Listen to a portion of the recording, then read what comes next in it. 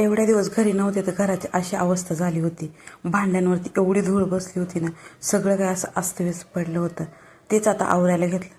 सगळे भांडे काढून घेतले. माझी मोठी दिदी आली होती माझ्यासोबत.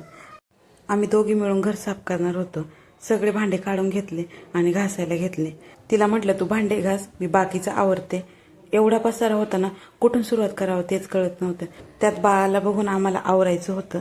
सगळे भांडे काढून घेतले आणि पटापट सगळं आवरायला घेतले. ती भांडे घासत होती तोपर्यंत इथे मी भांड्यांची रॅक साफ करून घेत होते. सगळे व्यवस्थित पुसून घेतले आणि सगळं आवरत रात्र होऊन गेली.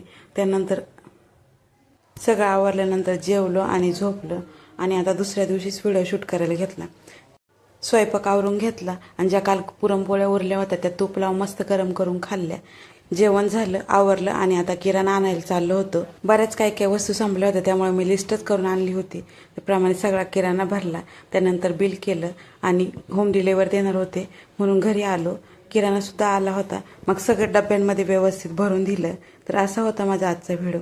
चला भेटू नेक्स्ट व्हिडिओमध्ये. तोपर्यंत बाय बाय.